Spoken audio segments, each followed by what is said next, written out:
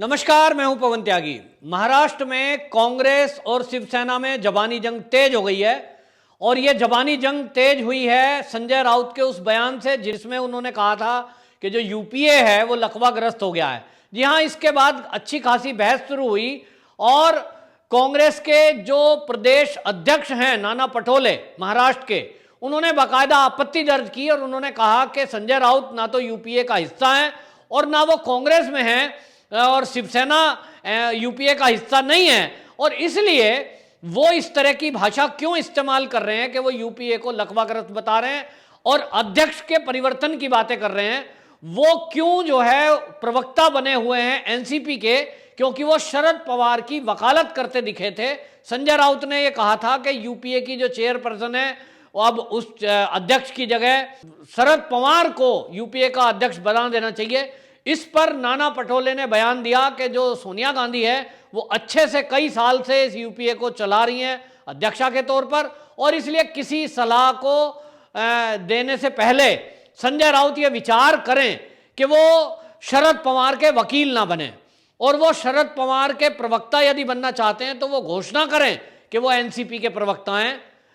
अब ये जो जुबानी जंग है इसकी हद देखिए कि संजय राउत ने नाना पटोले को यह कह दिया कि यूपीए जो मामला है वो राष्ट्रीय मुद्दा है, इसमें जिले और प्रदेश अध्यक्ष के लोग ना ही बोले तो ठीक है। मतलब संजय राउत बराबर कांग्रेस के नेताओं की बेइज्जती कर रहे हैं। प्रदेश के जो कांग्रेस के नेता हैं वो बाकायदा कांग्रेस हाईकमान को लिखित में भी सूचना दे चुके हैं कि हमारी इस यहां प्रदेश में कुछ चल नहीं रही है, सरकार चलाने का जो पूरा जिम्मा है वो पूरा कमांड जो है एनसीपी और शिवसेना के हाथ में है, कांग्रेस के लीडरों के काम नहीं हो रहे हैं। ऐसी शिकायत पिछले दिनों की गई थी, लेकिन कांग्रेस आला कमान है कि कांग्रेस के प्रदेश के लोगों की बात भी नहीं सुन रहा है। आखिरकार ऐसी क्या मजबूरी है कि कांग्रेस महाराष्ट्र के अंदर सरकार को समर्थन जारी रखे हुए है जबकि सोनिया पर सवाल उठा दिया गया है। आपको बताएं कि सोनिया गांधी यानी गांधी परिवार के किसी भी मेंबर पर आज तक किसी ने सवाल नहीं उठाया है, और यदि किसी ने सवाल उठाया, यदि वो कांग्रेस में है तो उसे कांग्रेस से बाहर कर दिया जाता है, और यदि कांग्रेस के समर्थन से कोई सरकार चल रही है तो उसको तुरंत धमका दिया जाता या अब तक समर्थन वापस ले लिया जाता। लेकिन आश्चर्यजनक तरीके से सोनिया गांधी इस मुद्दे पर मौन है, राहुल गांधी और प्रियंका गांधी भी इस मुद्दे पर मौन है। आखिरकार चेयरपर्सन सोनिया गांधी पर जब सवाल उठा रहे हैं संजय राउत, ऐसे में सोनिया गांधी तत्काल प्रभाव से महाराष्ट्र सरकार से अपना समर्थन वापस क्यों नहीं ले रही है?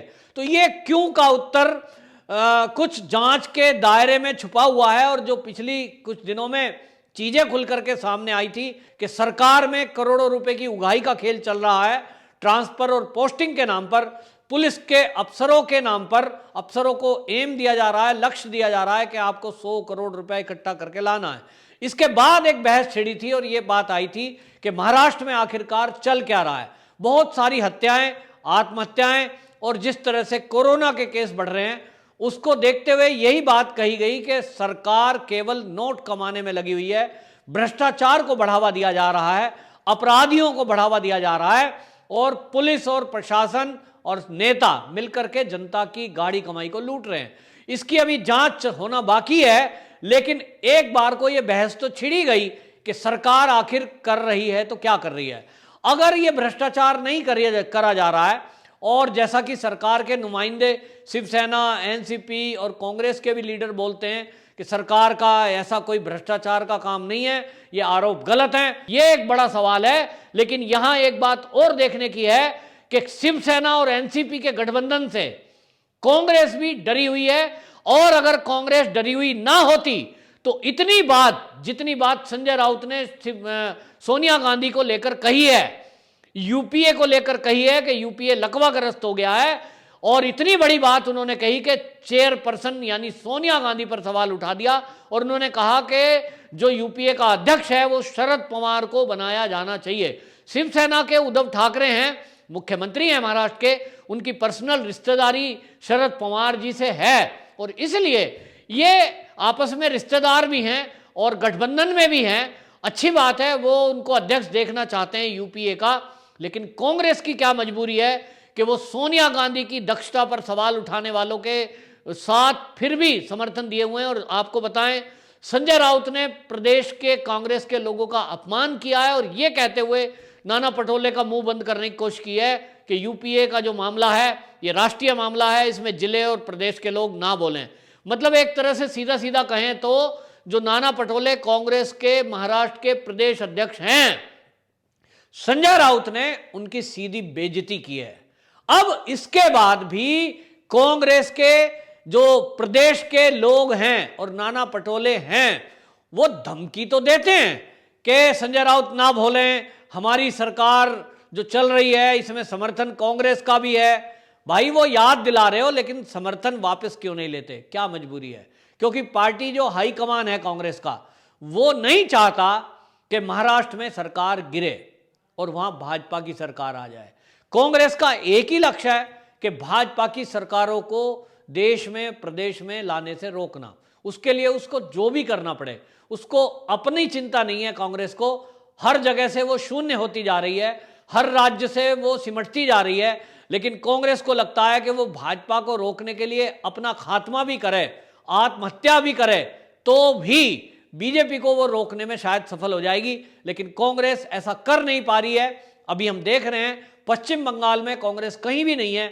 वहां कोई राहुल गांधी ने रैली नहीं की, कोई प्रियंका गांधी वहां नहीं गई, सोनिया गांधी भी कहीं नहीं गई। केवल और केवल उनका ध्यान आसाम पर है, जहां उन्हें लगता है थोड़ी बहुत कुछ सीटें आ जाएंगी। झूठ बोलकर किसानों के नाम पर लोगों को बरगलाना, बहकाना, ये काम करते हैं। और केरल में उनको लगता है, क्योंकि वहां कांग्रेस का पहले से ही जनाधार और कम्युनिस्टों का रहा है, तो उनको लगता है कि वहां भी प्रचार करना चाहिए। लेकिन पश्चिम बंगाल में बिल्कुल कहीं भी नहीं गए। और सोनिया गांधी तो आसाम में किसी भी रैली में नहीं गई है और ना ही जाने का उनका मूड दिखता है। उससे ये पता लगता है कि अब कांग्रेस को अपनी हकीकत पता चल गई है कि पूरे देश में अब उनको कोई लाइक नहीं कर रहा है। इसलिए उनको लगता है कि महाराष्ट्र में जैसे तैसे कुछ उनके विधायक हैं और उन विधायकों की लूट खसूट जारी है, तो क्यों ना उस सरकार को बनाए रखें जहां उनकी इस कमाई में कुछ भी हिस्सा उनको मिल रहा होगा। ऐसा आरोप देवेंद्र फडणवीस लगा रहे हैं, ऐसा आरोप बीजेपी के अन्य कई नेता लगा रहे हैं और यही आरोप वहां की पुलिस सिस्टम ने लगाया है, परमवीर सिंह ने लगाया है।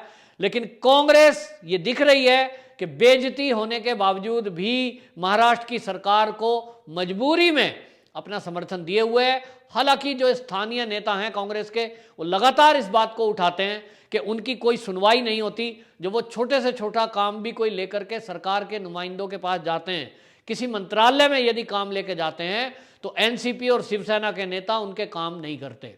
ये जब तक नहीं होता जब तक कोई पार्टी हाईकमान यानी ऊपर से दिल्ली से कोई फोन या चिट्ठी ना आ जाए। यानी स्टेट के जो राज्य के लेवल के और जिला स्तर के जो कांग्रेस के लीडर हैं, उनको संजय राउत के बयान से ये क्लियर हो गया है कि वो कुछ मानते ही नहीं है। और संजय राउत के इस बयान के बाद ये कांग्रेस को देखना है, कांग्रेस के कार्यकर्ताओं को देखना है कि वो इसी तरह बेइज्जती कराते रहेंगे और बेइज्जती करा के भी समर्थन वापस नहीं लेंगे। तो उनको देखना है कि भविष्य में वो महाराष्ट्र की जनता में क्या मुंह दिखाएंगे। लेकिन इतना तय है कि संजय राउत घमंड में आकर के किसी को भी कुछ भी बोलने के लिए वो कुछ भी शब्द इस्तेमाल कर देते हैं।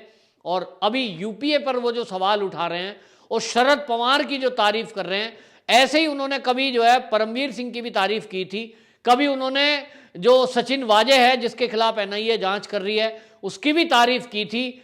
तो संजय राउत हैं जिसकी तारीफ करते हैं वही बाद में फंसता दिखाई देता है, और जब वो फंसता दिखाई देता है तब वो उससे पल्ला झाड़ देते हैं, तब उसको वो बीजेपी का आदमी बता देते हैं। तो आज शरद पवार जी की तारीफ कर रहे हैं, उनको यूपीए का अध्यक्ष बनाना देखना चाहते हैं वो, तो वो संजय राउत हैं। लेकिन कल को जब कभी अगर एनसीपी ने शिवसेना से गठबंधन तोड़ा, तब भी वो अपने इसी बयान पे कायम रहेंगे, ये देखना होगा। और जैसा कि अब हालात लग रहे हैं महाराष्ट्र के अंदर, ऐसा लग रहा है कि संजय राउत हमेशा केंद्र को धमकाते रहते हैं कि केंद्र सरकार राष्ट्रपति शासन लगाने की ना सोचे, अगर उसने किया ऐसा तो गंभीर परिणाम होंगे। लेकिन संजय राउत जी, हमें लगता है कि आपकी कांग्रेस से जो खटपट हो रही है और जो बयानबाजी में आपसी उलझाव हो रहा है, और बयान युद्ध हो रहा है, इससे तो यही लग रहा है कि आपके आपस के मनमुटाव के कारण ये सरकार शीघ्र ही गिरने वाली है। और यदि ये नहीं गिरती है तो महाराष्ट्र में ये कांग्रेसी क्या मुंह दिखाएंगे, ये कांग्रेस को सोचना है। वंदे मातरम।